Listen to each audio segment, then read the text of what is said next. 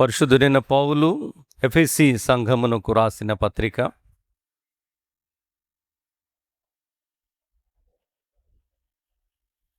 5వ అధ్యాయం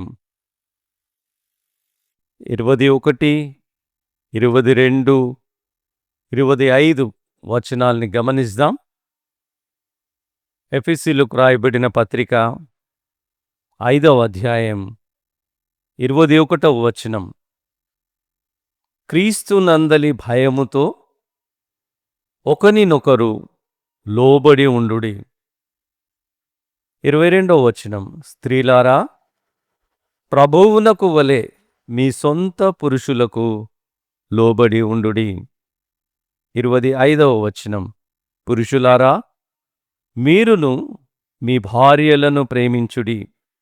అటువలే క్రీస్తు కూడా సంఘమును ప్రేమించి అది కళంకమైనను ముడతైనను అట్టిది మరి ఏదైనను లేక పరిశుద్ధమైనదిగాను నిర్దోషమైనదిగాను మహిమగల సంఘముగాను ఆయన తన ఎదుట దానిని నిలువబెట్టుకొనవలెనని వాక్యముతో ఉదక స్నానము చేత దానిని పవిత్రపరిచి పరిశుద్ధపరచుటకై దాని కొరకు తన్ను తాను అప్పగించుకొనెను. ప్రార్థించుదము. ప్రశస్త రక్షకుడవైన యేసుక్రీస్తు ప్రభువా, నీవు నీ స్వరక్తమిచ్చి సంపాదించిన సంఘం అది నిష్కలంకముగా పరిశుద్ధమైనదిగా ఆశీర్వదింపబడినదిగా ఉండుటకు వాక్యమును ఉదక స్నానము చేత దినదినము నూతనపరచుచున్నావు. నీ పాదములకు వందనములు. అవ్విధముగానే కుటుంబములు అనగా దంపతులు సైతం అనుదినం నీ వాక్యము చేత నూతనపరచబడిన వారై దైనందిన జీవితంలో నీ యొక్క ఆశీర్వాదములు నిండుగా అనుభవిస్తూ పరస్పరము ప్రేమను పంచుకొనుచు నీలో వర్ధిల్లి ఆశీర్వాదకరమైన ఆదర్శప్రాయమైన కుటుంబములుగా ఉండుటకును క్రీస్తు కేంద్రితమైన కుటుంబములుగా వర్ధిల్లుచు అనేకులకు సాక్షులుగా ఉండుటకును ఈ భూమిపైన నీవు ఏర్పాటు చేసిన వివాహ వ్యవస్థను బట్టి నీకు వందనాలు చెల్లిస్తూ ఉన్నాం. ఈ పవిత్ర దినం సంఘములన్నీ కూడా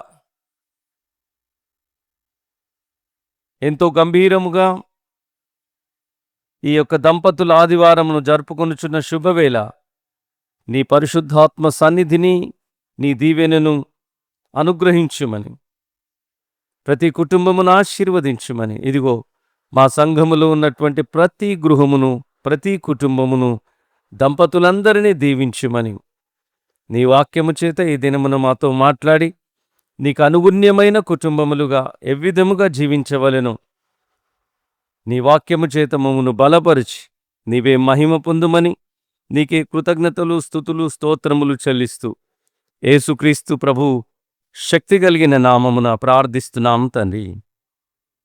ఆమేన్. ప్రియులారా, మన ప్రభు అయిన యేసుక్రీస్తు నామమునే మీ అందరికీ శుభములు, దేవుని ఆశీస్సులు, దేవుని సమాధానం మీకు అందిస్తూ ఉన్నాను. మరొక పరిశుద్ధ దినం మనం అందరం కలిసి దేవుని సన్నిధిలో ఉండుట మన జీవిత ధన్యతయే, గొప్ప ఆశీర్వాదమే. దేవుని సన్నిధికి మించిన మరొక స్థలం లేదేమో. ఎంత భాగ్యవంతమైన బ్రతుకో క్రైస్తవులదే. దేవుని సన్నిధిలో ఉండుట దేవుడిచ్చిన గొప్ప ఈవి అనేంచి మన జీవితములను బట్టి ప్రప్రథమంగా దేవాతి దేవునికి కృతజ్ఞత వందనాలు చెల్లిస్తూ ఉన్నాను. ఈ దినమున సార్వత్రిక సంఘం, మన యొక్క దక్షిణ ఇండియా సంఘం దంపతుల ఆదివారంగా ప్రకటించింది. ఎందుకు అనంటే క్రైస్తవ కుటుంబ దాంపత్య జీవిత విలువలు దిగజారుచు క్రైస్తవ విలువలు లోపిస్తూ ఉన్నటువంటి సమయంలో తిరిగి దంపతులుగా లేక కుటుంబములుగా మనం వివాహము నాడు చేసుకున్నటువంటి ఒప్పందములు లేక ప్రతిజ్ఞలు లేక ఉడంబడికను తిరిగి నూతనపరుచుకోవడానికి మళ్ళీ మన యొక్క దాంపత్య జీవితాన్ని క్రీస్తులో పునరుద్ధీకరించుకొనుచు దేవుని బలమైన సాధనములుగా మన కుటుంబాలు ఉండడానికి దేవుడు ఈ యొక్క ఆదివారమును మన పెద్దల చేత మనకు అనుగ్రహించినాడు. దేవునికి నేను వందనాలు చెల్లిస్తూ ఉన్నాను. ఈ దినం దంపతులను మాత్రమే జ్ఞాపకం చేసుకుందామా అని అంటే, దాంపత్య జీవితాన్ని జీవించి తమ యొక్క జీవిత భాగస్వామి దేవుని సన్నిధికి దేవుని యొక్క సన్నిధిలో ఉండవచ్చు. ఈ దినమున వారితో గడిపినటువంటి మధుర క్షణాలు, భార్య లేకపోతే ఇప్పుడు ఉన్న భర్త, ఒకవేళ భర్త పరమపదిస్తే భార్య, వారు దేవునితో నడిచిన దినాలు, కుటుంబముగా తన యొక్క భర్తతో లేక భార్యతో గడిపినటువంటి మధుర క్షణాలు, వారి దాంపత్య జీవితాన్ని జ్ఞాపకం చేసుకుంటూ దేవునికి వందనాలు చెల్లించే సమయం. ఎంత మీ జీవిత భాగస్వామి మిమ్మును ప్రేమించినారో కదా, ఏమీ తక్కువ కాకుండా మిమ్మల్ని చూసినారో కదా, మీ కొరకు మీ కుటుంబ పోషణకు ఎంత కష్టపడినారో కదా, మిమ్మల్ని సంతోషపడడానికి వారిలో ఉన్నటువంటి తాపత్రయం అంతింత కాదు కదా. కుటుంబముగా మీరున్నప్పుడు మీతో కలిసి హాయిగా నవ్వుకుంటూ గడిపినటువంటి ఆ మధుర సమయాన్ని జ్ఞాపకం చేసుకుని దేవునికి వందనాలు చెల్లిస్తూ ఉన్నాం. వారు మనతో లేక మీతో కూడా లేకపోవచ్చు, కానీ పరమందు వారు దేవుని సన్నిధిలో ఉన్నారు. ఇంతకన్నా శ్రేష్టమైన జీవితంలో వారు భాగస్వాములు అయినారు. మీరైతే బ్రతికి ఉండగా ఇప్పుడు సంఘముతో దేవుణ్ణి ఆరాధిస్తున్నారు, కానీ వారైతే పరలోకంలో ఎవరితో ఆరాధిస్తున్నారు చెప్పరే? దేవునితో ఆరాధిస్తున్నారు. కాబట్టి దేవునికి వందనాలు చెల్లిద్దాం. ఇంతకన్నా శ్రేష్టమైనటువంటి సంఘం, పరిశుద్ధులు, మహాపరిశుద్ధులు, భక్తులు, హతసాక్షులు, కెరూబులు, శరాపులతో కలిసి, దూతగణముతో కలిసి దేవుణ్ణి వారు ఆరాధించే గుంపులో ఉన్నారు. ఇక్కడ మనం పాడే పాటల్లో ఏమైనా కల్మషం ఉండొచ్చు, కానీ ఆరాధించుడి అని మనం వాడతాం ఆత్మతో. ఇక్కడ సరిగ్గా సత్యం లేకపోవచ్చు, దేవుని ఆత్మ లేకపోవచ్చు, అటు ఇటు చూసుకుంటూ పాటలు పాడతాం మనం. కానీ అక్కడైతే నిజమైన ఆరాధనలో పాల్గొంటూ ఉన్నారు. కాబట్టి మీ జీవిత భాగస్వామిని బట్టి దేవునికి వందనాలు చెల్లించండి. హల్లెలూయా. వారు అక్కడ ప్రార్థిస్తూ ఉన్నారు. ఆ పెద్ద మహా సైన్య సమూహంలో వారు దేవుణ్ణి స్తుతిస్తూ ఉన్నారు. దేవునికి కృతజ్ఞత వందనాలు. కాబట్టి వారు దేవునితో ఆనందిస్తూ ఉండగా మీరు కూడా ఆనందించండి. మీరు వారితో గడిపిన అద్భుతమైన సమయాన్ని జ్ఞాపకం చేసుకుని దేవునికి వందనాలు చెల్లించండి. ఇహమందు ఉన్నటువంటి కుటుంబాలు కూడా దేవుని సన్నిధిని ఆరాధించడానికి ఇది సరైన సమయమని నేను జ్ఞాపకం చేస్తున్నాను. కాబట్టి మనమందరం కూడా ఒక నిమిషం మౌనంగా ఉండి పరలోకంలోనికి చేరిన మన ప్రియులను జ్ఞాపకం చేసుకుందాం. భార్య అయితే భర్త, భర్త అయితే భార్య. ఈ దినమున ఒక నిమిషం కళ్ళు మూసుకొని దేవునికి నివాళులు అర్పిస్తాం. దేవునికి వందనాలు చెల్లిస్తాం. పరిశుద్ధ దేవా, ఈ దంపతుల ఆదివారం ఇదిగో భాగస్వామి నీ సన్నిధిలో ఉండవచ్చు, కానీ వారు మీ పరిశుద్ధ సన్నిధిలో ఉండి మిమ్మల్ని అత్యంత ప్రీతికరమైన రీతిగా మిమ్మల్ని సేవిస్తూ ఉన్నారు, మిమ్మల్ని స్తుతిస్తూ ఉన్నారు. విడువబడినటువంటి జీవిత భాగస్వామి ఈ సమయంలో దేవుని సన్నిధిలో తన యొక్క ప్రియమైన వారు స్తుతిస్తూ ఉండగా, ఇక్కడ ఉన్నటువంటి సంఘముతో, దంపతులతో కలిసి ఆనందిస్తూ ఉండగా, నిన్ను స్తుతిస్తూ ఉండగా, నీ పరిశుద్ధాత్మ సన్నిధిని మాతో కూడా ఉంచి, దీవించి ఆశీర్వదించుమని యేసుక్రీస్తు ప్రభువు పేరిటనే నివాళులర్పిస్తూ, శ్రద్ధాంజలి ఘటిస్తూ ప్రార్థిస్తున్నాము తండ్రి. ఆమేన్. కాబట్టి ప్రియులారా, ఎవరైనా విడువబడి ఉన్నట్లయితే మీరేం తొందరపడకండి, బాధపడకండి. దేవుని సన్నిధిలో వారున్నారని మీ నిరీక్షణ, మీ విశ్వాసం. నిరీక్షణ లేని ఇతరుల వలె మీరు గట్టిగా చెప్పరే. వారు అక్కడున్నారు, సంతోషిద్దాం. ఈ లోకంలో మీరున్నారు, ఒక దినాన మీరు కలుసుకుంటారు. అయ్యో ఎందుకు నాకు ఇట్లా జరిగింది, ఇట్లా కావాలా? నేనొక మాట చెప్పనా? మీరు దేవుని నియమాన్ని ఉల్లంఘిస్తున్నారు, మీరు విశ్వాసాన్ని కోల్పోతూ ఉన్నారు. జాగ్రత్త, ఆ విశ్వాసాన్ని కోల్పోకండి. ఒక చక్కటి పాట ఉంది, నేను మీకు జ్ఞాపకం చేస్తాను. ఎన్ని దలచినా, ఏది అడిగినా ఇది దేవుని చిత్తం కాగా మీరెవరు దేవుణ్ణి ప్రశ్నించడానికి? మీరెవరు దుఃఖముఖులై ఉండడానికి? ఉంటుండొచ్చు, బాధ కాదని కాదు, కానీ వారితో గడిపిన సమయం జ్ఞాపకం చేసుకొని దేవునికి వందనాలు చెల్లించే సమయం అని, దేవుని ఎదురాడకుండా దేవుని యందు సంతోషించాలని నేను మీకు జ్ఞాపకం చేస్తున్నాను. సంఘములో ఉన్నటువంటి కుటుంబాలకు ఒక చిన్న ఎక్సర్సైజ్. దంపతులు పక్కపక్కన కూర్చుంటారా, దూరం దూరం కూర్చుంటారా? ఒకరినొకరు ఎడబాయకుడి అని వాక్యం చెబుతుంది. మరి మీరు ఎడబాస్తారంటే మీ ఇష్టం. మరి ఇప్పుడే మొదలు పెట్టేసినారా? చూడండి, ఒకసారి ట్రై చేయండి, నిలబడండి. ఎక్కడ మీ పార్ట్నర్ ఉన్నాడో అక్కడికి మీరు వెళ్ళే ప్రయత్నం చేయండి. పురుషులైతే స్త్రీల దగ్గరికి వస్తారా, స్త్రీలైతే పురుషుల దగ్గరికి వస్తారా? ఒక అమ్మగారికి మినహాయింపు ఉన్నట్టుంది. మీకు అందరికి అదే ప్రశ్న ఉంటుంది కదా. తొందరగా మీ పార్ట్నర్ ఎక్కడున్నాడో చూసుకోండి, వెళ్ళిపోండి. అమ్మా నువ్వు ఇట్రా, అయ్యా నువ్వు అటుపో. దీన్ దయాళ్ సార్ ఆంటీ రమ్మంటుంది, పోవాలి నువ్వు, అంతే.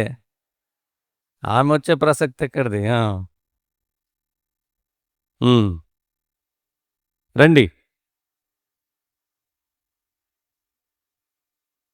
Come come comes. మీరు తొందరగా ఓ పాట పాడదామా అంత లోపల? ఏం పాట పాడతారు?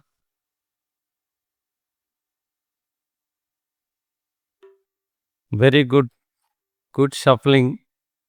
ఇంకెక్కడ? చూడండి చూడండి, తొందర ఏం లేదు.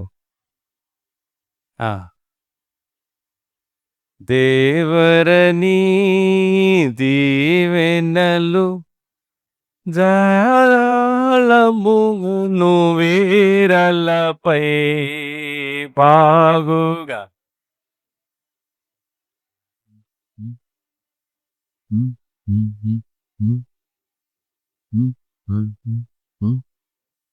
దంపతులు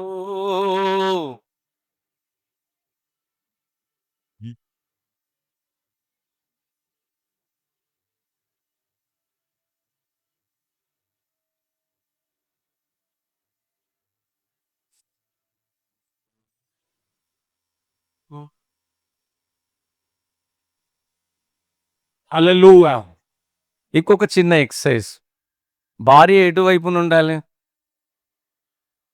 మీ గుండె వైపున ఉండాలనండి, ఎడం వైపు అనొద్దు.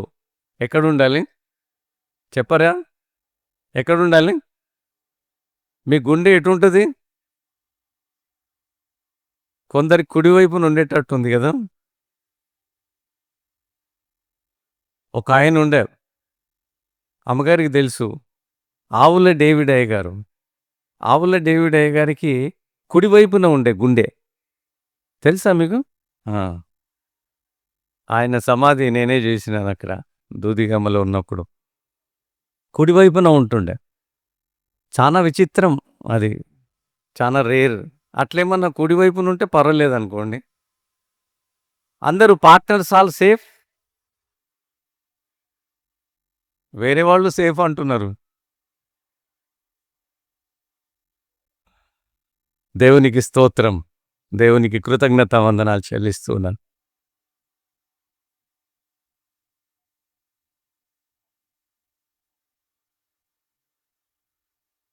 రైట్. కూర్చోండమ్మా తొందరగా.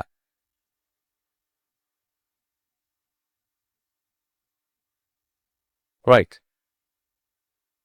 ఈ దినం దంపతుల ఆదివారం. Celebration of unity and partnership కదా. మీరెప్పుడు పార్ట్నర్ అయ్యారో తెలీదు. పార్ట్నర్షిప్ ఎన్నేళ్ళయిందో వివాహమై. దేవునికి స్తోత్రం చెల్లిస్తున్నాం. మా వివాహమై 32 ఏళ్ళయింది. అట్లా కనబడతలేరా అయ్యగారు అని అంటుండొచ్చు, కానీ 32 ఏళ్ళయింది. దేవునికి స్తోత్రం. ఈ వివాహ వ్యవస్థ దేవుడు ఏర్పాటు చేసినాడు.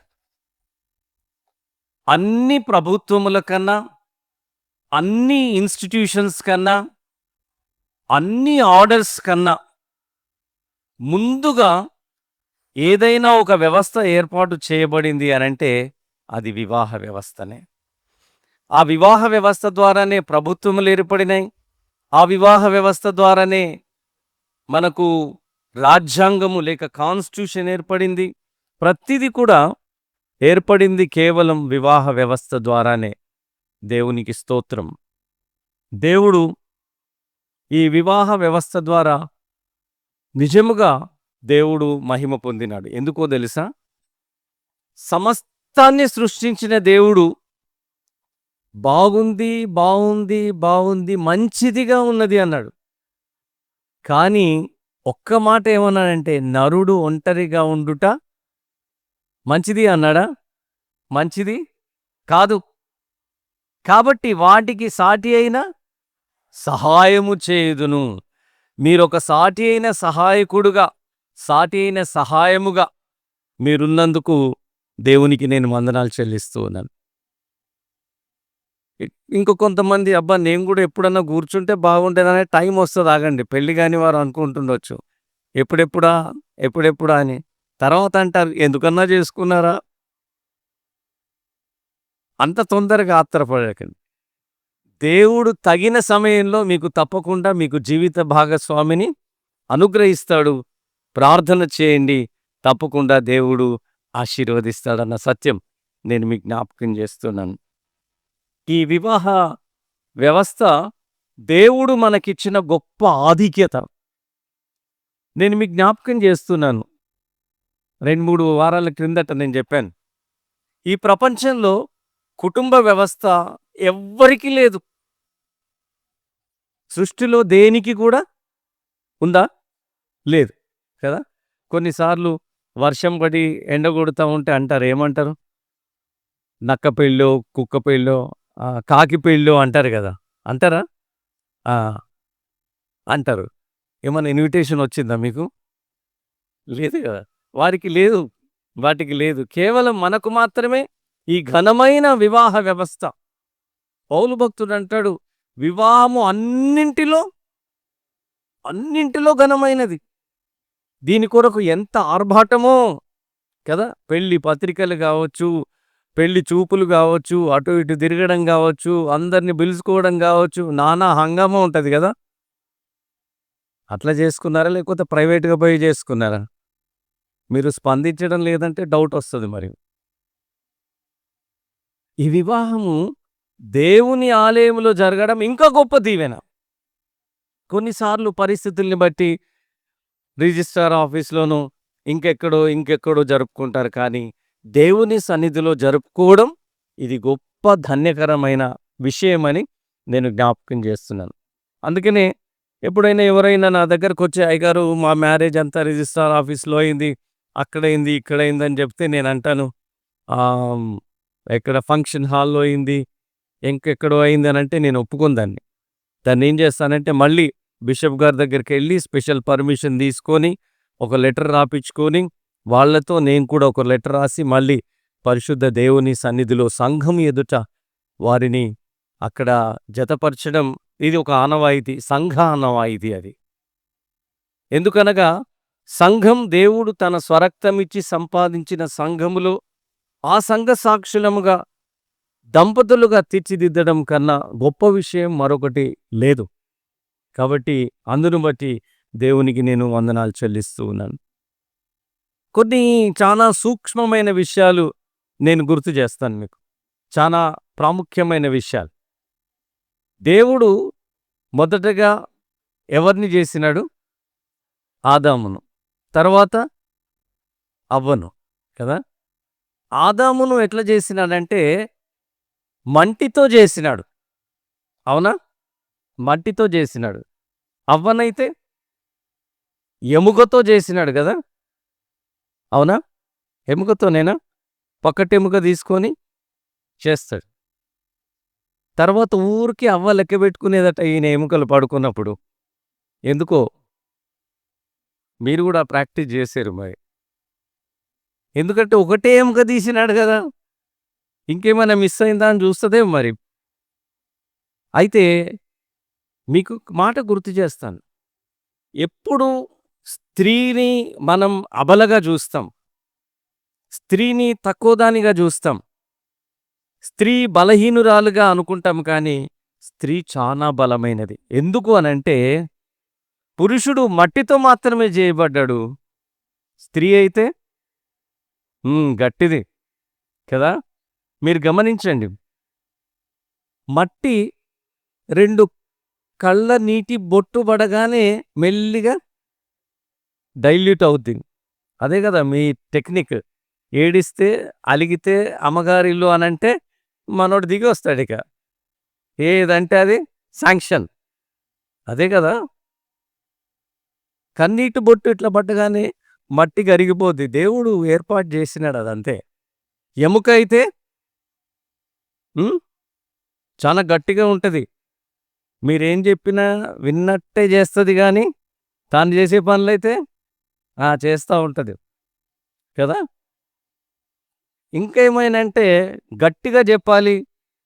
నేనేమనుకున్నావు? నేనొక పురుషుడిని, నేను వీరుణ్ణి, ధీరుణ్ణి, నేనేమైనా చేయగలుగుతానని గట్టిగా ప్రగల్భాలు బయట మాట్లాడతారంతే. ఇంటికెళ్ళిన తర్వాత గట్టిగా చేస్తే ఎముక చాలా గట్టిగా ఉంటది.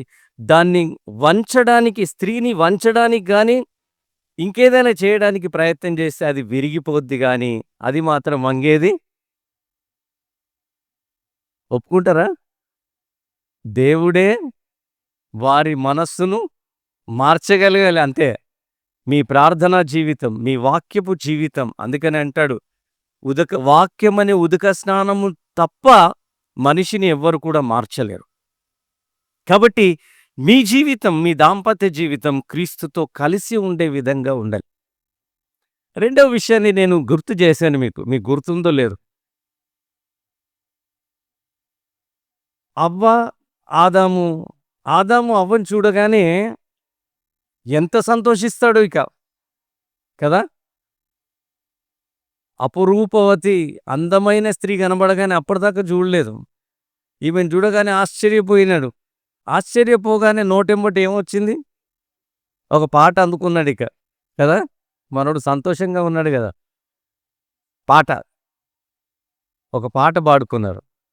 కానీ నేనేమంటానంటే, ఆ పాట గాకుండా ఆమెను పిలిచి నీవు నాకు దేవుడిచ్చిన గొప్ప వరం. దేవుడు నాకిచ్చిన జీవిత భాగస్వామి నువ్వు. కాబట్టి మనమిద్దరం కలిసి మోకరించి ముందు ప్రార్థన చేద్దాం. దేవుణ్ణి స్తుతిద్దాం అంటే బావుండేది. కనీసం వీరిద్దరూ కలిసైనా దేవుణ్ణి స్తుతి పాట పాడితే బావుండేది. కదా! స్తుతించెదా నీ నామం దేవా అనుదినం స్తుతిం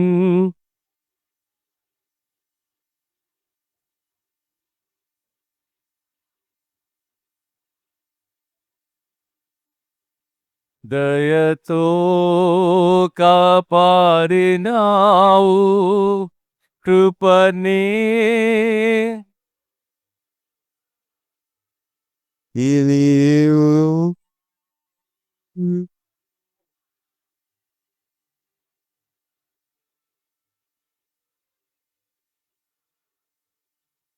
నిన్నునే మరువనేసు నిన్నునే వేడువనేసు స్తుతిన్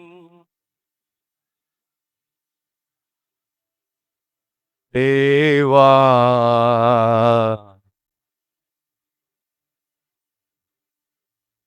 దేవా అనుక్షణం అనుదినం కొట్టుకుంటుందా గుండె అనుక్షణమా? అనుక్షణం అట్లా పాడుకుంటే బాగుండేది. కానీ ఇద్దరు దేవుణ్ణి స్తుతించలే. ఇప్పుడు మీరు కూడా పాట పాడుతుంటే కొందరిని చూస్తున్నాను, మీరు దేవుణ్ణి స్తుతించడం లేదు. మీ నోటికి ఏమైందో ఏమో, బయటికి వెళ్ళిన తర్వాత మా నోరు సంగతి చూపిస్తాం అయ్యగారు అంటారు. కానీ ఇక్కడ దేవుణ్ణి స్తుతించేది లేదే. మీకు అలవాటు లేదు, ఆయనకు కూడా లేదు. ఎవరికి? ఆదాముకు లేదు. కాబట్టి స్తుతి లేదు. కాబట్టి వెంటనే అధ్యాయంలో పాపము ఎంటర్ అయింది. ఏమొచ్చింది? పాపము. పాపము ద్వారా శాపము, పాపశాపముల ద్వారా మరణాన్ని కొని తెచ్చుకున్నారు. ఎవరు? ఒక కుటుంబం. అమ్మలారా, అయ్యలారా, మీ కుటుంబంలో దేవుణ్ణి స్తుతి ఉందా? దేవుణ్ణి ప్రార్థిస్తూ ఉన్నారా? దేవునికి ప్రాముఖ్య స్థానం ఇస్తూ ఉన్నారా? జాగ్రత్త, మీ ఇంటి వాకిట పాపము పొంచి ఉన్నది. దేవుణ్ణి స్తుతించండి, దేవుణ్ణి ఆరాధించండి. మీ దగ్గరికి పాపశాపములు రాకుండా, సాతానుడు మీ గృహంలోనికి రాకుండా దేవుడు మీ గృహాన్ని కాపాడుతాడన్న సత్యం నేను మీ జ్ఞాపకం చేస్తున్నాను. ఆదామా, ఎంత పని చేసినావయ్యా అనంటే ఆదాం అంటాడు ఏంటంటే, నువ్విచ్చిన అవ్వనే చేసింది అని అంటాడు. మనం కూడా అంతే కదా. ఇంట్లో పిల్లల మాట వినకపోతే నువ్వు లాడ్ చేస్తావు, అందుకని పిల్లలు ఇట్లయింది, ఇదంతా నీదే అని తండ్రి కోపడుతూ ఉంటాడు ఎప్పుడు. భర్త ఎప్పుడు అంటుంటాడు, ఏ మిస్టేక్ అయినా ఇంట్లో ఎవరి మీద నెపం? ఒప్పుకుంటారా? ఎప్పుడు ఏదైనా భార్యనే. ఇప్పుడు వీళ్ళు చెప్పట్లే, చెప్తే మీరు ఇంటికి పోయిన తర్వాత ఏమంటారు అని నోరు మెదపట్లే ఇప్పుడు. అందుకని మిమ్మల్ని చూస్తున్నారు, మీరేమంటారో చూస్తున్నారు. ప్రతిదానికి నెపం భార్య, భార్య, భార్య, స్త్రీ అంటారు కదా. తెలుసా నీకు? ఇంకా ఎంటర్ కాలే. రైట్. అయితే ఆదాము కూడా ప్రతిదానికి అవ్వ అవ్వ అనడం మొదలు పెట్టాడేమో. కానీ నేను మీకు సూక్ష్మమైన సంగతిని నేను గుర్తు చేస్తాను. ఒకసారి చూడండి, ఆదికాండము 2వ అధ్యాయంకి వెళ్దాం. ఒకసారి చూద్దాం. ముఖ్యంగా స్త్రీలు చూడాల్సిన మాట ఇది. 16వ వచనం చూద్దాం. మరియు దేవుడైన యెహోవా, ఈ తోటలో ఉన్న ప్రతి వృక్ష ఫలములను నీవు నిరభ్యంతరముగా, అయితే మంచి చెడ్డల తెలివినిచ్చు వృక్ష ఫలములను నీవు వాటిని తిని దినమున ఎవరికి ఆజ్ఞాపించినాడు? తర్వాత 21వ వచనంలో అవ్వను చేస్తాడు. అవునా? ఎన్నో వచనంలో ఆజ్ఞాపించినాడు? 16. ఎన్నో వచనంలో అవ్వను చేస్తాడు? ఇప్పుడు బహుశా అవ్వకు తెలియదేమో మరి. ఎందుకు? అవ్వ రాకముందు చెప్పిన మాట. అవ్వకు ఆదాము కూర్చోబెట్టుకొని దేవుడు ఇట్లా చెప్పినాడు, దేవుణ్ణి స్తుతించాలి, దేవుణ్ణి ఆరాధించాలి, దేవుని మాట వినాలి అని చెప్తే బాగుండేదేమో కదా. చెప్పలేదు. కాబట్టి ఈమె ఎవరొచ్చినా కానీ ఆన్సర్ ఇవ్వడం మొదలుపెట్టింది. ఇదిగో మనిద్దరిని దేవుడు కలిపినాడు, ఎటెళ్ళినా మనం కలిసే వెళ్ళాలి, ఏం చేసినా ఒకే మనస్సు, ఒకే శరీరము, ఒకే ఆత్మతో మనం చేయాలి. కానీ నువ్వు వేరుగా ఎప్పుడు వెళ్ళకూడదని చెప్పలేదేం మరి. ఈమె ఇండిపెండెంట్గా ఆలోచించుకుంది, భర్త పక్కకు నెట్టింది, లేక ఈయన ఏం పనిలో ఉన్నాడో మెల్లిగా ఈమె ఒక్కతి బయలుదేరింది. ఒక్కతి బయలుదేరితే అప్పుడొచ్చినాడు సాతానుడు. ఎవరి రూపంలో వచ్చినాడు? రూపంలో వచ్చినాడు. ఇది నిజమా అని మొదలుపెట్టినాడు. ఈమె ముందే అనుమానం అంటే ఇంకో అనుమానం కొత్తగా వచ్చింది కదా! స్త్రీ ఎప్పుడట అనుమానమేనా? ఒప్పుకుంటారా? కొందరైతే అంటారు స్త్రీ పుట్టక ముందే అనుమానం పుట్టిన తర్వాతనే ఈమె పుట్టిందని అంటారు. నిజమే, ఈమెకు ఇంకా అనుమానం మొదలైంది. కానీ పురుషుడు, భర్త తన కుటుంబాన్ని తీర్చిదిద్దుకోవడానికి దేవుని సన్నిధిలో గడిపే క్షణాలు, లేక దేవుని సన్నిధిలో దేవుణ్ణి స్తుతించే క్షణాలు చాలా ప్రాముఖ్యమైనవి. ఇండిపెండెంట్ ఆలోచనలు, వ్యక్తిగత ఆలోచనలు, భర్తను విడిచి భార్య, భార్యని విడిచి భర్త ఒకవేళ దూరమైన పరిస్థితుల్లో ఇదిగో మనం గమనిస్తాం. మొదటి కుటుంబం ఎవ్విధముగా బలహీనపడిందో, ఎవ్విధంగా పాపము, శాపము, మరణాన్ని కొని తెచ్చుకుందో. కుటుంబములారా, నేను మీ జ్ఞాపకం చేస్తున్నాను. భర్తలారా, మీరు మీ కుటుంబంలో ప్రార్థన నిర్వహిస్తూ ఉన్నారా? దేవుని వాక్యాన్ని చదువుతూ ఉన్నారా? అమ్మా, నువ్వు అన్ని పనులు ఉండవచ్చు, ఇంటి పనులు చేసుకోవచ్చు, కానీ నీ ప్రార్థనలో నీ కుటుంబాన్ని ఉంచుతున్నావా? వీరిద్దరికి ప్రార్థన లేదు కాబట్టి కుటుంబం ఏమైందో తెలుసా? కయీను ఏమైనాడు? ఏబేలును ముద్దు పెట్టుకున్నాడా? అంటే సాతాను లక్షణాలు వచ్చేసినాయి, చూసినారా? కోపం, ద్వేషం, అసూయ. తర్వాత వాడు దేశధీమనైపోతాడు. మాట వినేటోడా? మన పిల్లలు కూడా మాట వినారంటే అక్కడే ఉంది. మాట వినట్లేదండి. కారణం ఏంటండి? వాక్యం లేదు, స్తుతి లేదు, ఆరాధన లేదు మన కుటుంబాల్లో. జాగ్రత్త సుమా, సాతాను లక్షణాలన్నీ మీ పిల్లల్లోకి దిగుతాయి. ద్వేషం, అసూయ, ఒకరంటే ఒకరికి పడదు కదా. ఈ దినాల్లో ఎంతమంది అన్నదమ్ములు కొట్టుకోవడం లేదు, ఆస్తి తగాదాలు జరగడం లేదు. తల్లిదండ్రులను గౌరవిస్తున్నారా? ప్రేమిస్తున్నారా? చూస్తున్నారా? లేదే. కారణం ఏంటి? తల్లిదండ్రులారా, నేను మీ జ్ఞాపకం చేస్తున్నాను, మన కుటుంబ వ్యవస్థను మనం కాపాడుకోవలసిన అవసరత, అగత్యత ఉందని నేను మీకు గుర్తు చేస్తూ ఉన్నాను. మరొక చాలా ప్రాముఖ్యమైన విషయాన్ని నేను మీకు జ్ఞాపకం చేస్తాను. తండ్రి, కుమారుడు, పరిశుద్ధాత్మ త్రియేక దేవుడు ముగ్గురు కూడా సమానమే. కానీ కుమారుడెప్పుడు కూడా తండ్రికి లోబడినాడు. తండ్రి చిత్తమును చేయుటకే నేను వచ్చినాను, తండ్రి చిత్తమును నెరవేర్చుటకే వచ్చినాను. తండ్రికి లోబడి ఉన్నాడు. మీరు గమనించినారా? కానీ తండ్రి కుమారునికి లోబడినాడా? లోబడ్డట్టుందా? తండ్రి ఏమి చెప్తే కుమారుడు అది చేసినాడు.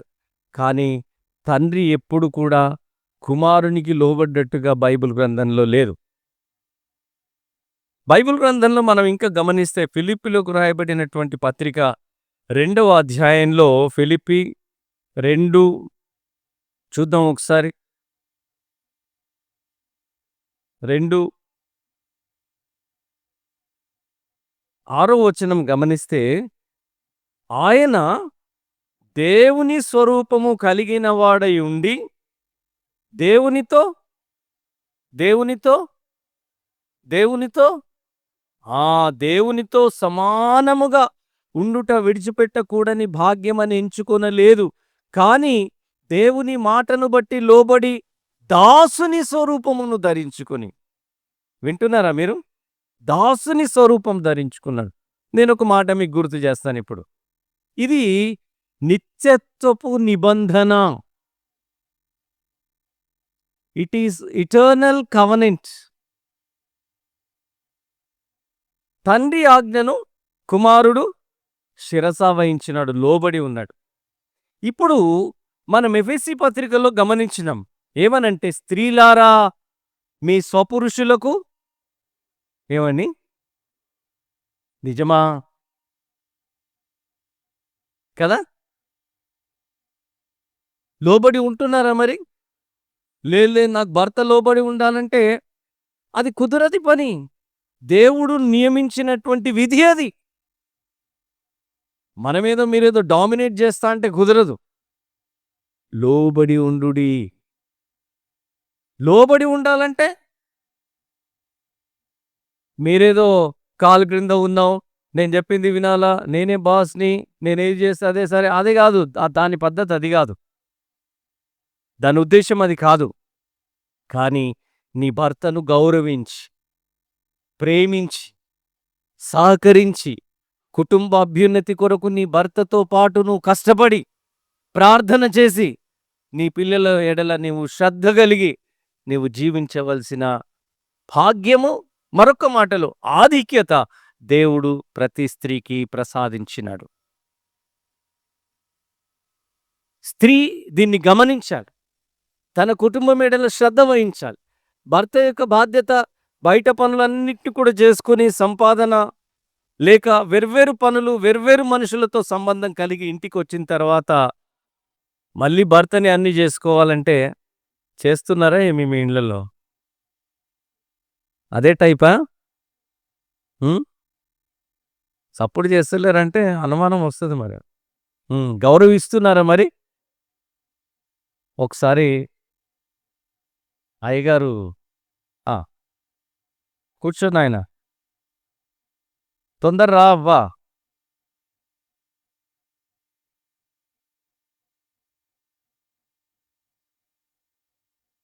ఒకసారి అయ్యగారు చెప్పినారట. భర్త భార్యకు శిరస్సై ఉండాలా. కుటుంబానికి శిరస్సై ఉండాలా. ఎందుకంటే యేసుక్రీస్తు ప్రభువు సంఘమునకు శిరస్సు కాబట్టి. అనగానే పాపం ఈమెకు బాగా నచ్చిందట ఈ మాట. అయ్యగారిని తర్వాత కలిసి అన్నదంట, "అయ్యా! నువ్వు చెప్పింది అక్షరాల నిజమయ్యా.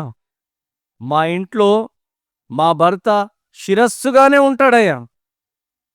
నేను మాత్రం మెడనయ్యా. తర్వాత వచ్చేదేంది మెడనే గదా! కాబట్టి నా రోల్ ఏంది? మెడ. అయితే ఈ తల ఎవరు తిరుగుమంటే తిరుగుతది. ఆ! కదా! అంటే అంతా ఎవరిదన్నట్టిగ. ఆ! మెడదే. మెడదే అంటే మీదే. కాదని నేను అనడం లేదు. ఇంటికి దీపం ఇల్లాలు. ఇల్లాలు దీపంలాగానే ఉండాలి. వెలిగించేది, వెలిగిచ్చేదిగా ఉండాలి గానీ, అగ్గిపెట్టేదిగా ఉండొద్దు. కొందరుంటారు. ఈమె ఇంట్లోకి అడుగు పెట్టిందంటే ఇంట్లో అన్ని గొడవలే. దీపం గాదది. కదా! ఒక నిప్పులాగా ఇల్లంతా కూడా ఎవరికి పడకుండా చేస్తది. దురాశ. నేను, నా పిల్లలు, నా భర్త అంతే ఇక. వేరే మాట లేనే లేదు. అత్తమామలంటే ఇష్టం లేదు. మరుదులు అంటే, వదినలు అంటే, అన్నలు అంటే అసలు ఇష్టం లేదు. చూసారా? కుటుంబం అంతా విడగొట్టడానికి మీరు చేయబడినారా? కాదు గదా! అట్లాంటి వారు మన సంఘంలో లేనందుకు దేవునికి వందనాలు. హల్లెలూయా! అందరూ అంటలేరు మరి. హల్లెలూయా! ఎవరైనా అట్లా ఉంటే ఇల్లాలుగా మారండి. దీపంలాగా మారండి. కొరివిలాగా మారొద్దు. అవేమన్నా ఉంటే మనం మన తప్పులన్నిటిని కూడా సరిదిద్దుకోవడానికి దేవుడు మంచి సమయాన్ని మనకు ప్రసాదిస్తున్నాడు. దేవునికి స్తోత్రం. ప్రియమైన దేవుని బిడ్డలారా, నేను మీకు జ్ఞాపకం చేస్తున్నాను. భార్య, ఇల్లాలు భర్తను బానిసనుగా చేసి యజమానురాలులాగా ఉండొద్దు.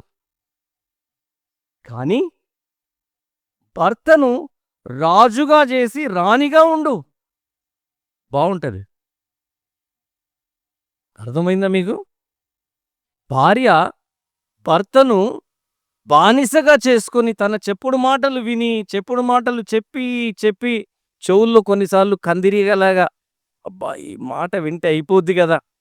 అనేటట్టుగా చేసి, బానిసగా చేసి, యజమానురాలిగా నువ్వుండి సైతానులాగా ప్రవర్తించకు. ఒకరిని నేను గుర్తు చేస్తాను. అటువంటి ఆవిడెవరంటే యెజెబెలు రాణి ఉండే. ఏది చెప్తే అంతేగా అంతేగా అనేవాడు మనోడిక. అరే అట్లా కాదమ్మా, ఇట్లా ఉండాలి. మన నీతి అట్లా చెప్పడంలే, మన ధర్మశాస్త్రం అట్లా చెప్పడంలే. నేను రాజును కాబట్టి నేనే అందరికీ న్యాయం చేయాలనంటే, వీడు అన్యాయం చేయమంటే అన్యాయం చేసి ఆఖరికి శాపగ్రస్తుడైపోయినాడు కదా! ఒక్క తన్నుదంతే ఈ యెజెబెల్ ఎటు పోయింది? చెప్పరు. అంతస్తు మీద నుండి కిందకి పడితే ఆమె రక్తమట గోడల మీద చిందిందట. కుక్కలొచ్చి తిన్నాయట. ఎందుకు? భర్తను బానిసగా చేసుకుంది. మీ భర్తను బానిసగా చేసుకోకండి. కానీ రాజుగా చేయండి. మీరు రాణిగా ఉండండి. అది హుందాతనం. గౌరవించండి. ఆయనకేం తెలుసు? ఆయన నేను చెప్పినట్టు వింటాడు. అట్లనా? నేను చెప్తలే. ఆయన అంటే ఏంది? ఆయన అట్లని చేస్తుంటాడు. కించపరిచే మాటలు మాట్లాడకండి. మీ భర్త విషయంలో మీ భర్తను గౌరవించండి. మీ భర్తను ప్రేమించండి. మీ భర్తను సన్మానించండి. మీ భర్తను హెచ్చించండి. దేవుడు మిమ్మును ఆశీర్వదిస్తాడు.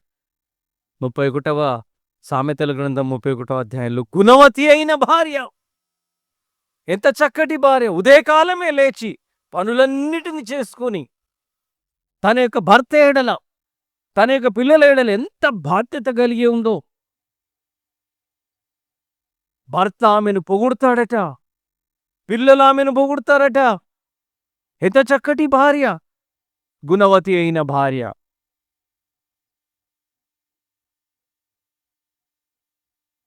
ఇట్లా వాక్యం చదువుతా ఉంటే ఒక ఆయన చదివినాడట, భార్య దొరికిన వానికి మేలు దొరికెను అని ఉన్నది అక్కడ. వీడు చదివేటప్పుడు మిస్టేక్. భార్య దొరికిన వానికి తేలు దొరికెను అన్నాడు. మేలు పోయింది.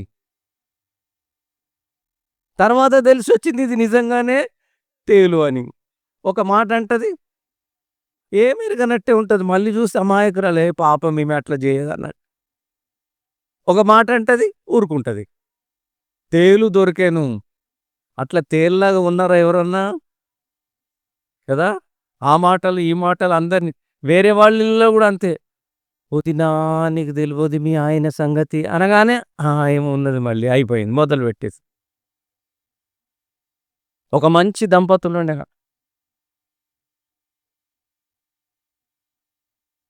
చాలా సంతోషంగా బ్రతుకుతున్నారట. ఇక అమలక్కలతో ఈమె పోటీ, ఈమె వచ్చేది కాదు, ఆమె బ్రతికేదో ఆమె బ్రతికేదట. అందరన్నారట, ఓ పెద్దమ్మా, నువ్వు మా కుటుంబాలన్నింటి గురించి మాట్లాడుతున్నావు చూడు, వాళ్ళు చూడు ఎప్పుడు కొట్లాడరు, చాలా సంతోషంగా ఉంటారు, భార్య భర్తలు విడదీయనా నేను బంధం వాళ్ళది, ఎంత బాగున్నారో. నీకు ధైర్యం ఉంటే, నీకు టెక్నిక్స్ ఉంటే ఆమెను విడగొట్టు. ఇట్లాంటి వాళ్ళు ఉంటారు కదా, మంచి దంపతులు ఉంటే ఓర్వరు. ఈమె అన్నదట, ఓ నాకెంత పని అన్నద అని. ఒకరోజు ఈయన స్కూటర్ టర్నింగ్ ఇచ్చుకుంటున్నాడు, ఈమె ఈ ఇంట్లోకి దూరిందట. దూరి అమ్మాయి ఏం చేస్తున్నావు అన్నదట. ఏం లేదా ఆంటీ అంటే, అంతలోపల స్కూటర్ వస్తుంది. ఈమె అన్నదట, సర్లే ఎవరికి చెప్పకు అని వెళ్ళిపోయిందట. ఏంటిది ఆంటీ ఎవరికి చెప్పొద్దు అని అంటే, తర్వాత చెప్తాలే అని వెళ్ళిపోయిందట. ఈయన వచ్చినాయంట, స్కూటర్ పెట్టేసినాయట. ఏమే కొత్తగా ఆంటీ వచ్చింది, పెద్దమ్మ ఏమో చెప్తున్నది, ఎవరికి చెప్పొద్దు అన్నదారా? ఎవరికి చెప్పొద్దు అన్నదా? ఏం చెప్పొద్దు అన్నది? ఎవరికి చెప్పొద్దు అన్నదండి? అరే నేను భర్తను, నాకు కూడా చెప్పవా? ఎవరికి చెప్పొద్దు అన్నది. ఆమె నిజంగా చెప్పింది కూడా ఇదొక్కటే మాట. ఎవరికి నేను భర్తనైతే నాకు చెప్పవాను? ఎవరికి చెప్పొద్దు అన్నదండి. ఏం చెప్పిందో చెప్పు, ఎవరికి చెప్పొద్దని ఇదొకటే చెప్పిందండి. చట్ నేను తినను అన్నమని, కాఫీ ఇస్తే తాగలేదు, అన్నం తినలేదు, అసలు తినట్లేదు, సరిగుండట్లేదు. పండంటి కాపురం, చక్కని కాపురంలో ఒక చిన్న మాట చిచ్చు పెట్టేసింది. చూసినారా? అందుకనే మూడో వ్యక్తికి చోటు ఇవ్వకూడదు. ఆదాము అవ్వల మధ్యలో ఎవరొచ్చినారు? సాతానుడు ఎవరి రూపంలో వచ్చినాడు? సర్పం రూపంలో వచ్చినాడు. కొన్నిసార్లు అత్త రూపంలో వస్తాడు. మా నా భార్య చాలా మంచిది అయ్యగారు. కానీ ఎప్పుడైతే వాళ్ళ అమ్మొచ్చి పోతదో మారిపోతది. కొన్నిసార్లు వీళ్ళమ్మనే అట్లా అవుద్ది. కొన్నిసార్లు ఎవరెవరో స్నేహితులొస్తారు. కొత్త కొత్త ఫ్రెండ్స్ అవుతారు గదా! అయిపోతుంది మెల్లిమెల్లిగా, మెల్లిమెల్లిగా మారిపోతున్నటువంటి లోకం. జాగ్రత్త సుమా! దేవుని మాటను వినండి. దేవుని మాటను వినలేదు ఆదాము, అవ్వలు. ఎక్కడున్నావు ఆదామా? ఎక్కడున్నావు ఆదామా అంటే, చెట్టు చాటున దాక్కున్నాను. నువ్వెక్కడున్నావు అనంటే, షాపులో ఉన్నాను. ఏ షాపు? సాయంత్రం పూట ఉంటది గదా! కదా! ఏ షాపులో ఉన్నావు నువ్వు? ఎక్కడున్నావు? దేవుని సన్నిధిలో ఉన్నావా? కనబడుతున్నావా? ఏమ్మా ఎక్కడున్నావు? టీవీ సీరియల్‌లో ఉన్నానండి. అవునా? దేవుని సన్నిధిలో లేవు. నీ పిల్లలతో పాటు నువ్వు లేవు. ప్రార్థిస్తున్నారా? దేవుని సన్నిధిలో ఉన్నారా? జాగ్రత్త సుమా! మనమందరం కూడా దేవుని సన్నిధిలో ఉండి, దేవుడిచ్చే ఆశీర్వాదాలకు పాత్రులు కావలెను అన్న సత్యం నేను మీకు జ్ఞాపకం చేస్తున్నా. ఇది మన బంధం. నేనొక మాట గుర్తు చేస్తాను. మన బంధం ఇప్పుడు కొత్తగా వచ్చినటువంటి బంధం కాదు గానీ, దేవుడు చేసిన బంధం. ఆ తదుపరి యూదులు ఏ విధంగా ఉండినారో హెబ్రీయులు నేను జ్ఞాపకం చేస్తాను. ఈ మాటనేమన్నానంటే, వేర్వేరు ప్రాంతముల నుండి తిరిగినటువంటి యూదులు వాళ్ళు ఒక పదాన్ని వాళ్ళు కాయిన్ చేసుకున్నారు. ఏంటి అనంటే దాన్నేమన్నారంటే, షేవ బ్రహోత్ అన్నారు. షేవ బ్రహోత్ అంటే 7 దీవెనలు. దీన్నేమన్నారంటే సప్త దీవెనలు అన్నారు. ఈ సప్త దీవెనలు ఏంటంట అంటే, మొదటిది ఆనందం, ఔదార్యం, ప్రేమ, స్వస్థత, సంరక్షణ, సంతానం, సమాధానం. మరొకసారి గుర్తు చేస్తాను నేను. శివ బ్రహోత్ అన్నారు దీన్ని. సప్త దీవెనలు.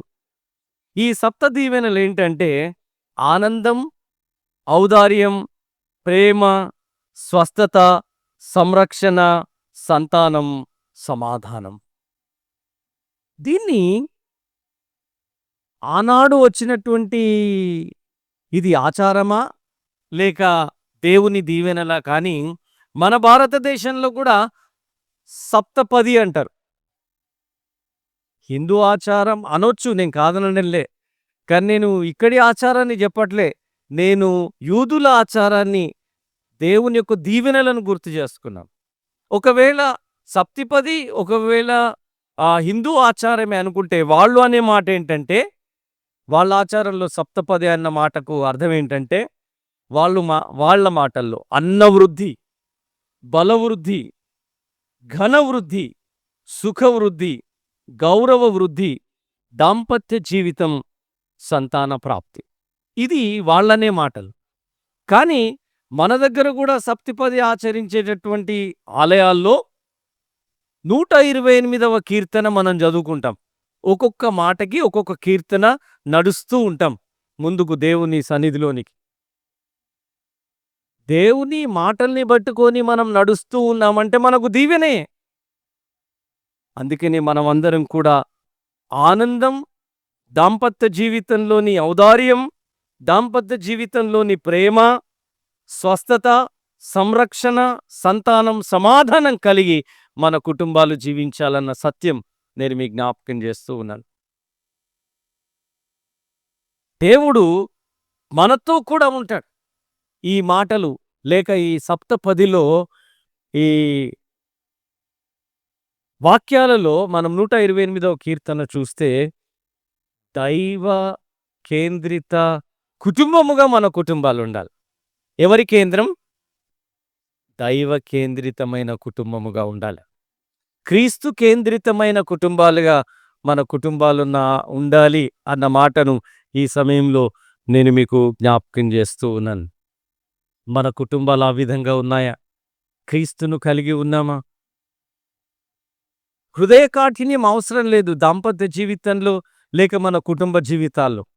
ఒకరికొకరు సర్దుబాటు చేసుకుంటూ, ఒకరినొకరు అర్థం చేసుకుంటూ, ఒకరినొకరు క్షమిస్తూ మన జీవితాన్ని కొనసాగించవలెను అన్న సత్యం నేను మీకు జ్ఞాపకం చేస్తున్నాను. కొన్నిసార్లు కొన్ని కుటుంబాలలో కొన్ని మాటలు నేను వింటూ ఉంటాను. ఏంటి అనంటే, వాళ్ళు మాట్లాడుతున్నటువంటి మాటల్లో ఏముంటదనంటే, వాళ్ళేమంటారంటే, "అరే! నువ్వు ఇంత స్మార్ట్‌గా ఉన్నావు. ఏం మొగుడు దొరికినాడు నీకు? ఎట్లా చేసుకున్నావు? ఎట్లా ఒప్పుకున్నావు?" అని అంటారు. అప్పటి వరకు పెళ్ళంటే ఉందన్న. అప్పటి వరకు పెళ్ళంటే సంతోషంగా ఉన్నది. ఒక్కసారి బలూన్‌కు సూది గుచ్చినట్టు అయిపోద్ది. తుస్సుమన్నట్టు అయిపోద్ది. అప్పటి నుండి మొదలైపోద్ది. ఏమని? ఈయనని సరిగ్గా చూడకపోవడం మొదలై. అరె! నువ్వు ఇంత బాగుంటావు, ఇంత సంపాదిస్తావు, ఇంత ఆస్తుంది. ఈమెను చేసుకున్నావారా పెళ్లి? అయ్యో! అనంటే మొదలైపోద్ది. నిజమే నేనింత బాగున్నా, ఇంత సంపాదిస్తున్నా, ఇదెక్కడి నుంచో దొరికింది. నువ్వు నాకు అనవసరంగా దొరికినావు. అప్పుడప్పుడు కొట్లాడుతా ఉంటారు. నిన్ను చేసుకున్నందుకు ఇట్లయిపోయింది నాది. నిన్ను చేసుకున్నందుకు ఇట్లయిపోయింది. నేను కాబట్టి నీతోని సంసారం చేస్తున్నా. లేకపోతే హట్! నీతోనే ఎవడుంటుండే? అరెరెరెరే! ఎన్ని మాటలు మాట్లాడతారో. కదా! కాదా? ఆ! నేనొక మాట చెప్తానిక్కడ. ఇదిగో మీరు మీ బంధువులకు నచ్చినా, నచ్చకపోయినా, మీ తల్లిదండ్రులకు నచ్చినా, నచ్చకపోయినా, నీకు నచ్చినా, నచ్చకపోయినా, దేవుడు మీ దాంపత్యాన్ని నచ్చినాడు. హల్లెలూయా! భర్తకు భార్య, భార్యకు భర్త, యెహోవా ఇల్లు కట్టించని ఎడల దాన్ని కట్టువారి ప్రయాసము వ్యర్థమే. దేవుడు ఏర్పాటు చేసిన నీ భర్త అంతే. నువ్వు గౌరవించాలి, ప్రేమించాలి, సంసారం చేయాలి. ఒక్క మాట మాట్లాడడానికి వీల్లేదు. దేవుని నియమమును ఎదురించకూడదు నీవు. నీకు నచ్చినా, నీకు నచ్చకపోయినా ఈ భార్య దేవుడిచ్చిన వరం నీకు. కాబట్టి ఆమెను బట్టి దేవునికి వందనాలు చెల్లించు. నీకు అనుగుణ్యమైనటువంటి రీతిలో నీ భర్తను మారుస్తాడు, నీ భార్యను మారుస్తాడు. దేవుని దృష్టిలో మీ దాంపత్యం ఆశీర్వదింపబడింది. దేవుని దృష్టిలో మీరు ఒకటైనారు. దేవుడు నచ్చిన, మెచ్చిన కుటుంబం కాబట్టి నీ పార్ట్నర్‌ని బట్టి, నీ జీవిత భాగస్వామిని బట్టి దేవునికి వందనాలు చెల్లించాలన్న సత్యం నేను మీకు జ్ఞాపకం చేస్తూ ఉన్నా. సామాన్యంగా అంటారు పెళ్ళంటే నూరేళ్ల కదా! ఆ పంటను కాపాడుకుంటే మంచిగా తింటావు. లేకపోతే అది తంట, అది మంట. ఎప్పటికి గూడా ఆ మంట ఎప్పటికుంటనే ఉంటది. శాంతి లేదు, సమాధానం లేదు, సంతోషం లేదు. ఇక నీ పిల్లలు బాగుండమంటే ఎక్కడుంటారు? ఉండరు. ఎందుకంటే సమాధానం లేదు. దేవుడు లేడు. దేవుడు లేకపోతే దయ్యం ఉంటది. ఆ దయ్యపు లక్షణాలతో మీ పిల్లలు పుడతారు. మీ కుటుంబం అంతా కూడా నరకప్రాయంగా మారుతుంది అని నేను మీకు గుర్తు చేస్తాను. ఒకసారి ఒక ఆమె అన్నదట, ఈయన హడావిడిగా వచ్చినాడంట ఇంట్లోకి. వచ్చి అన్నాడంట, "అయ్యయ్యయ్యయ్యయ్యో! ఏమైంది అయ్యయ్యయ్యో అంటున్నావు?" అని అన్నదంట. అనంటే, "అరే! మన పెళ్లి చేసిన పాస్టర్ గారు యాక్సిడెంటే చచ్చిపోయింది. చేసిన పాపం ఊరికే పోతదా?" అన్నదట. చూసినారా? అటు ఇటు పోయి ఎవరి మీద పడ్డారు? అబ్బా! భలే దొరికినాడే పాస్టరు. ఆ! చూసుకునేది మీరు, మాట్లాడుకునేది మీరు, కట్న కానుకలు మీది. పెళ్లి చేసిన పాపమే. జాగ్రత్త సుమా! ఎవరి మీద కాదు. నీ కుటుంబాన్ని తీర్చిదిద్దుకునేది నీ చేతుల్లో ఉంది. ఎందుకనంటే దేవుడు కుటుంబాన్ని నీకు వరముగా ఇచ్చినాడు. ఊరికే భర్త మీద ఏడుస్తావు. భర్త లేకపోతే నీ సంగతేంది మరి? నీకు గౌరవం ఉందా? నీకు విలువ ఉన్నదా? లేదు. నిన్నందరూ చిన్న చూపు చూస్తారు. భార్య లేకపోతే? ఊరికే భార్య మీద ఏడుస్తావెందుకు? భార్య లేకపోతే? ఏమైనా బాగా తింటావా?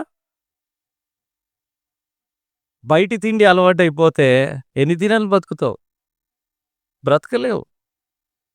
నిన్న ఒక ఒక ఫ్యామిలీ మాట్లాడుతున్నారు. మాట్లాడుతుంటే పాపం ఈ అమ్మాయి యవనస్తురాలు. కానీ సడెన్‌గా డాక్టర్లు యూట్రస్ తీసేసినారట. అంటే గర్భసంచి తీసేసినారట. అయ్యో! ఇంత యవనస్తురాలు ఒక్కడే ఒక పాపనేమో తర్వాత మళ్ళీ కనాలి గదా అనంటే లేదండి తీసేసినారట. ఎందుకు ఏమైందనంటే ఈమెప్పుడు జంక్ ఫుడ్‌కి అలవాటు పడ్డదట. జంక్ ఫుడ్ అంటే మీకు తెలవందొకటుందా? పిజ్జాలు, బర్గర్‌లు, నూడిల్స్ ఆ పనికిరాని తిండి. నేనన్నా ఏమ్మా ఈ అమ్మాయి యవ్వనస్తురాలు ఇంట్లో పని చేయొచ్చు గదా! వండుకొని తినొచ్చు గదా! బయటి వంటలెందుకు? బద్ధకం, సోమరితనం, కుటుంబాన్ని మెల్లిగా నరకప్రాయుల్ని జేస్తున్నారు. జాగ్రత్త. మనమందరం కూడా చాలా జాగ్రత్తగా ఉండాల్సినటువంటి సమయమని నేను మీకు జ్ఞాపకం చేస్తున్నా. ప్రియమైన దేవుని బిడ్డలారా, దేవుడంటాడు, "మీ హృదయ కాఠిన్యమును బట్టి విడాకుల మాట మాట్లాడండి" అని చెప్పబడ్డది కానీ, ఆ మాట తప్పు అని అంటాడు యేసుప్రభు. ప్రియులారా, ఈ దినాల్లో ప్రతి మాటకి డైవర్స్. ప్రతిదానికి "నువ్వు అవసరం లేదు. ప్రతిదానికి నీతో ఏమొచ్చింది? ఎందుకనంటే నేను సంపాదిస్తున్నాను. నువ్వు కూడా సంపాదిస్తున్నావు. నేనేం తక్కువ? నువ్వేం తక్కువ?" ఇట్లాంటి మాటలు వద్దు. క్రైస్తవ కుటుంబాలకి ఈ మాటలు పనికిరావు అని నేను మీకు జ్ఞాపకం చేస్తున్నా. మనమందరం కూడా దేవుని యొక్క వాక్యాన్ని విన్నవారముగా, దేవుని ఒక వాక్యాన్ని తెలుసుకున్న వారముగా, దేవుని యొక్క వాక్య ప్రకారం జీవించే వారముగానే మనం ఉండాలి అన్నది నేను మీకు జ్ఞాపకం చేస్తున్నాను. ప్రియమైన దేవుని బిడ్డలారా, ఈ దినమున వివాహ దినమున మనం చేసినటువంటి ప్రమాణాలు జ్ఞాపకం చేసుకుందాం. ఈ దినమున మన యొక్క ప్రమాణాలను మనం చేసుకున్నటువంటి ఉడంబడికలను మరొకసారి మనం మళ్ళీ వల్లించి నూతనపరుచుకుందాం. మన కుటుంబ దాంపత్య జీవితాలను ఆశీర్వాద పదంలోనికి నడిపించుకుందాం. కాబట్టి దేవునికి దూరం కాకండి. వివాహ వేడుక, ఈ వేడుక ప్రతిదినం ఉండాలి భార్యాభర్తల్లో, పిల్లల్లో, కుటుంబంలో. ఎందుకో తెలుసా? ఈ సెలబ్రేషన్ అల్టిమేట్‌గా గొర్రెపిల్ల వివాహ మహోత్సవంలో మనం అందరం కూడా ఆనందించే వారంగా ఉండాలి. అక్కడ ఎడముఖం, పొడముఖం ఉండదు. ఇక్కడ ఎడముఖం, పొడముఖం మొదలుపెడితే మీకు పరలోకం లేదు. గొర్రెపిల్ల వివాహ మహోత్సవంలో మీరు పాల్గొనరేమో. కాబట్టి మనం అందరం కూడా సంతోషంతో, సమాధానంతో జీవిద్దాం.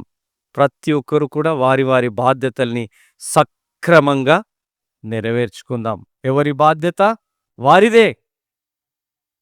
భర్త ఏం చేయాలి? వంట చేయాలి.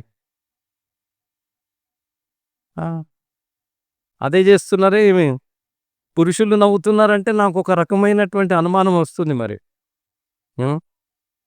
స్త్రీలు అట్టహాసం చేస్తున్నారంటే అర్థమవుతుంది. ఒక చిన్న కథ చెప్పి ముగిస్తాను. ఒక గ్రామంలో సర్పంచ్ ఉండేవాడు. సర్పంచ్ అంటే తెలుసా మీకు? సర్పంచ్ ఉండేవాడు.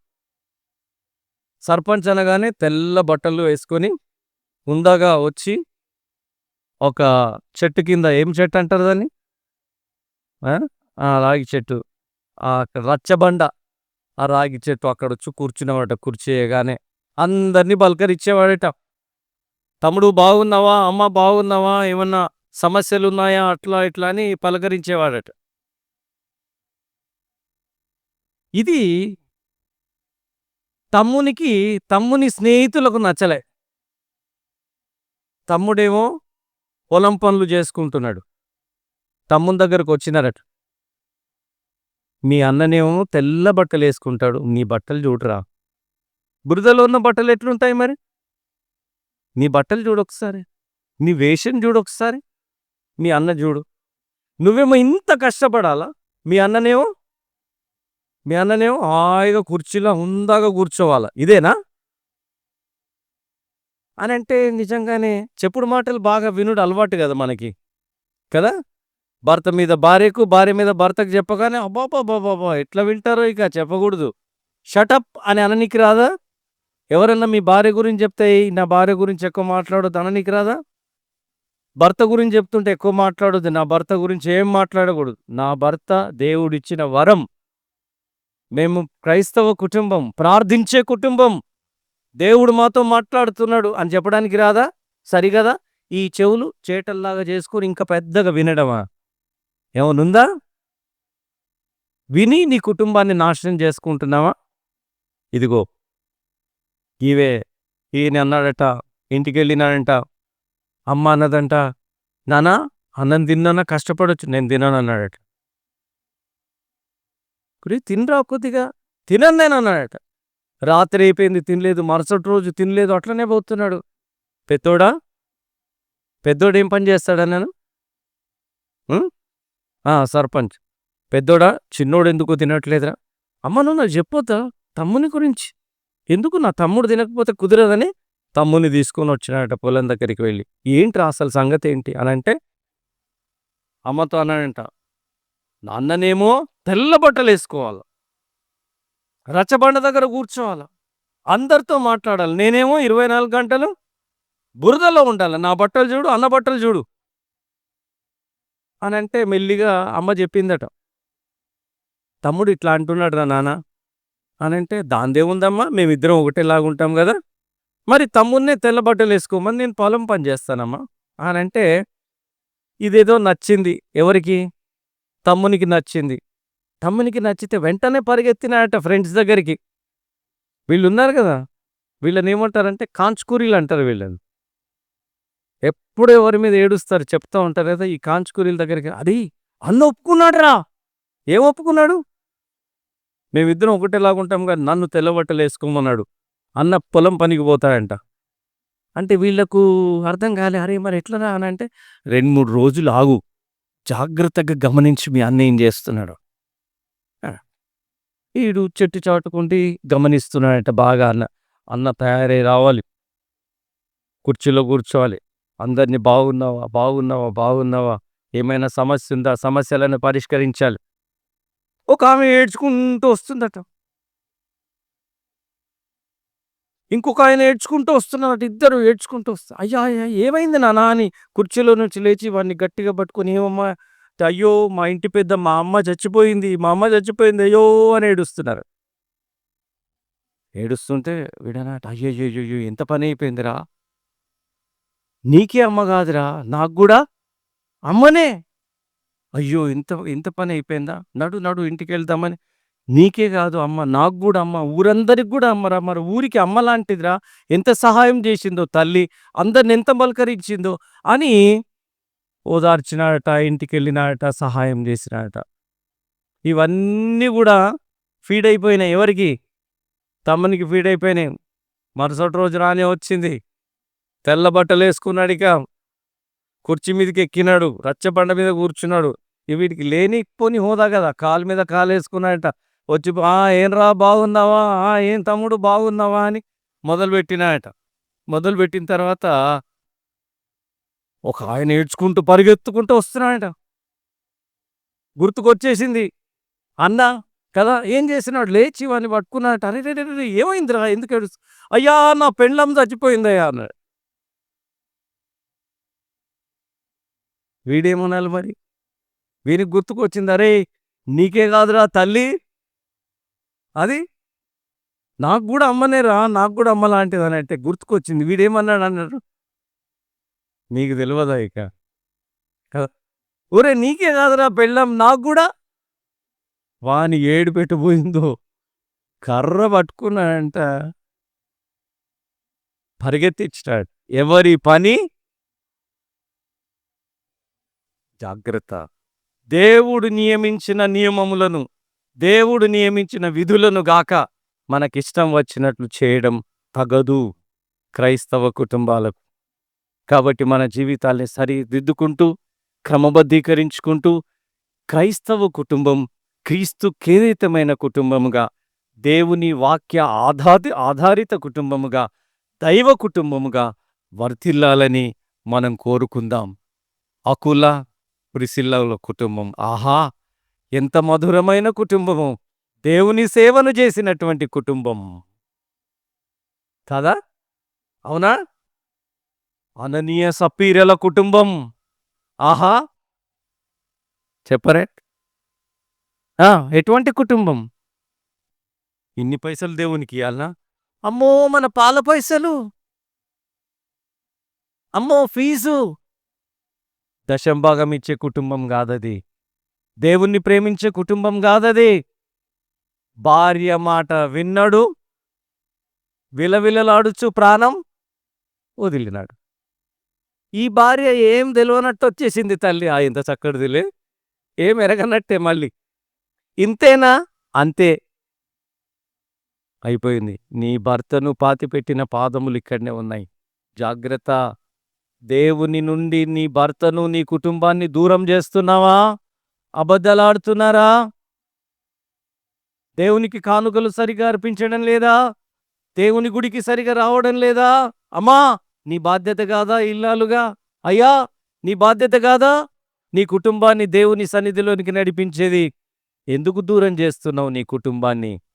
పాపం శాపం నువ్వే ఇస్తున్నావు. కొన్నిసార్లు విషం ఇచ్చినట్టే నువ్వు భక్తిహీనతను నీ ఇంట్లో చొప్పిస్తున్నావేమో. జాగ్రత్త. అననీయ సప్పీరులాంటి కుటుంబాలు ఉండాలి. యోబు భక్తుని కుటుంబములాగా ఉండాలి.